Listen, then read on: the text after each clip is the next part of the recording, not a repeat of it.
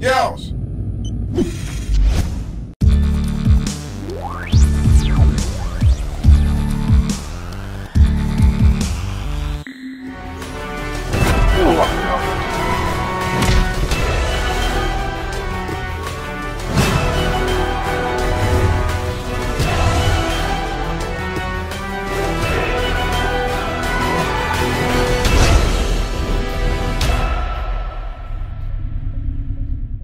Small budget games can have a real charm.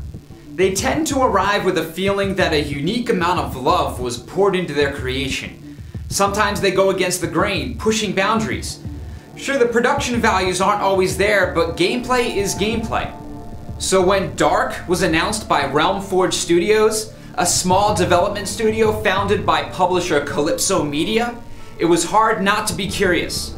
It's difficult to pull off a proper stealth game. While games like Metal Gear Solid and Deus Ex Human Revolution lead the way, these are titles from big budget developers. Realmforge Studios had to be in for a challenge. Well, maybe they were in over their head. Maybe they didn't have the budget they would have liked, or the time they felt they needed. But whatever the cause, Dark misses the mark in almost every facet. This game, quite simply, is absolutely no fun to play. Things are off to a rough start right away. The game kicks off with your character waking up in the bathroom of a club, stricken with amnesia. But suddenly an angel appears and says Eric Bane, and somehow the protagonist knows that's his name.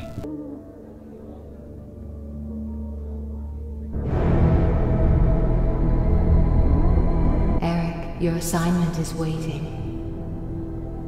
Eric Bane. The name shot through my head like a bullet. It was my name. Other memories. Nothing. Okay. If you've ever played The Witcher, you'll immediately recognize the voice of Eric Bane, as it's the same actor that voices Geralt in that excellent role-playing series. The voice can sound cheesy in The Witcher, but in Dark's poorly written dialogue, it's unbearable. After talking to several others in the club, Eric learns that he's a brand new vampire, and comes to terms with it in comically quick fashion. You're a... vampire. A vampire, like Tom and me. Yeah, right. Thanks for the drink. And no offense, but I'll just be going now. Tom, show him.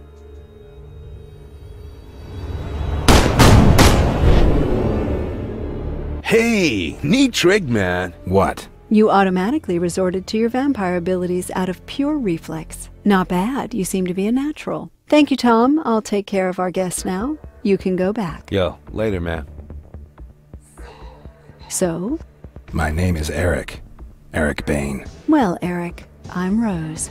I hope our little demonstration convinced you. I don't think I have any alternative. But then he's told that if a vampire doesn't drink the blood of his creator, he becomes a mindless ghoul. So Eric's goal becomes to find his creator and kill him to get his blood. Walking around the club, you'll find that the game's presentation isn't exactly top-notch. Animation is very floaty, and faces hardly move when talking. It feels like a game that would have looked bad even 6 years ago, but it's ultimately forgivable coming from a small budget source. If the gameplay is good, then that can always trump a crappy story and subpar production values. But the gameplay is not good. It's not good at all. All of Dark's gameplay mechanics revolve around stealth. The idea is, obviously, to not be seen. So your job is to sneak around and do your best to silently dispatch enemies or avoid them altogether.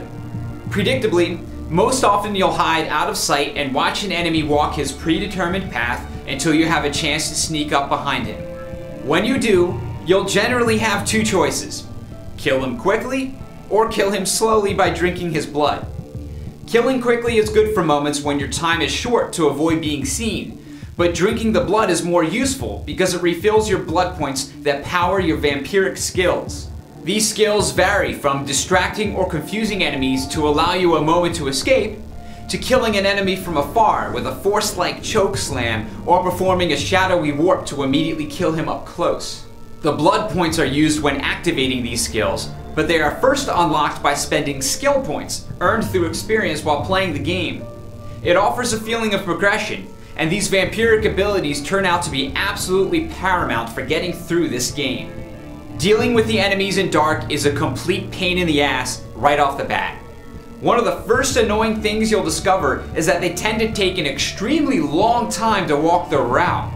So you're sitting there holding the button to hide while waiting for what feels like an eternity for your target to turn around and walk somewhere else.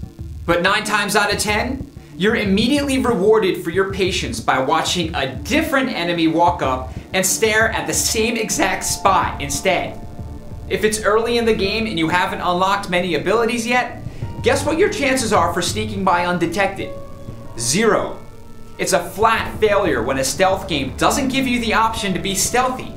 This is made even worse by the fact that there are some enemies placed in spots that never move and never change the direction that they are facing. Some enemies don't move at all, but instead just stand there looking in one direction. And guess where they're usually standing?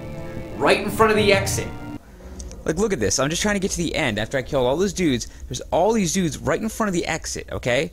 Look, check it out. This one dude is staring right here. Yeah. And he doesn't move. You can't wait for him to go anywhere else. He will permanently be looking that direction. These other 2 dudes are permanently looking that direction and that direction. So that covers the entire fucking section. Oh, yeah. There's no way to get in, and they don't move. So there's no way to get in without them seeing you. That makes it literally impossible to sneak by. Fail. Complete fail. Okay, so enemy paths often make it impossible to sneak by. And stationary enemies staring in fixed locations make the situation worse. How could this be even worse than that? By throwing a ridiculous amount of enemies into every area. Holy shit. That's a lot of dudes. Good luck finding a way through. What the fuck, are we being trolled? Okay, playing devil's advocate. Even in the best stealth games, you'll blow your cover sometimes. As long as the ensuing combat is enjoyable, that can just enhance the gameplay. But I struggle to even claim that there's any combat in Dark at all. If you're seen, of course your only choice is to run and hide or fight back. But with very few exceptions, enemies are killed in one shot. So you walk up and hit the attack button. That's it, that's combat. But wait, you saw the trailer, right? Eric Bane is doing these crazy throws or spinning kicks. Other times he's pulling off a cool looking uppercut. Surely there's some melee combat involved here with different moves? It's like an attack button or something I don't remember. It can't be this. See?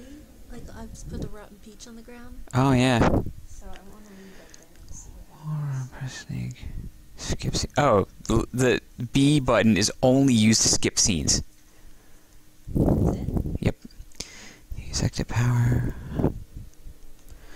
Okay, so there hasn't been anything I've been missing. Nope. Those different moves are performed at random, all from hitting the attack button when you approach an enemy. Sometimes the enemy will block, but that's random too, so you just spam the attack button until you get through. Even so, due to the sheer amount of enemies that are poured into every level of Dark, attacking head-on will never work. You'll be shot to death in short order. And though you can upgrade vampiric skills, they all have to do with being stealthier. No unlockable skills help you in hand-to-hand combat. But ready for it to get worse? Here. About an hour or so into the game is when you're likely to hit the first huge room, ludicrously packed with enemies. And that's when the game becomes just annoying as shit and never turns back. And between the checkpoints that are spaced way too far apart, you're only allowed to save the game twice. Limited saves. Seriously. So if their object was to make it a fucking pain in the ass and excruciating to play, mission fucking accomplished. Oh god, this fucking game. The only way around that is to play in easy mode, which allows for unlimited saves. So once I played this particular room for about 45 minutes, failing to get through no matter what route I took or how closely I studied the level, since I hadn't unlocked any good abilities yet, I just had to switch to easy mode and save every 10 seconds like it was fucking 1993. When playing in easy mode and save spamming, the game finally became bearable. And after earning more skill points and upgrading my character, it had its moments that were starting to approach something close to an idea of fun. Though even that feels like a bit of an exaggeration. But the game manages to go too far even the other way. Once you get enough skill points, it can actually become too easy. I'm not even kidding. There's an unlockable skill called Obscure, which makes it very difficult for enemies to see you. When fully upgraded, it will last a full 25 seconds. So if you're in a level that's anything but tight corridors, you can just activate Obscure and walk to the exit, untouched and unseen. Done. Woo. So yeah, tons of fun, up to a huge letdown of an ending sequence and a joke of a moral choice. One of the only redeeming qualities of this game is that it's pretty technically solid. I didn't experience any crashes in my playthrough, and aside from this weird wavy leg thing the enemies would do every so often... Whoa, whoa, whoa, no noticeable bugs to speak of.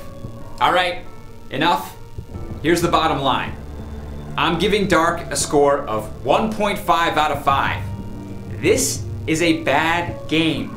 You can't have a stealth game while introducing elements that make it impossible to be stealthy. Especially when the combat, generally the alternative to stealth, is laughable. It doesn't work like that.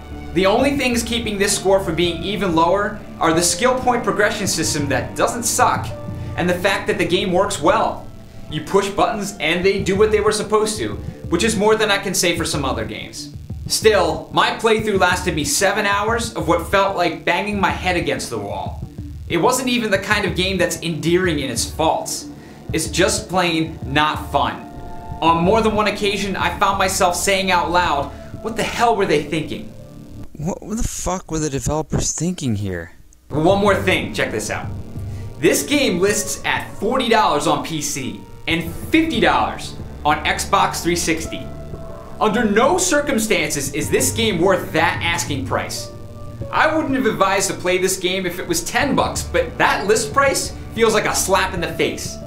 The best way to approach Dark is to pretend that it never happened and go play something else.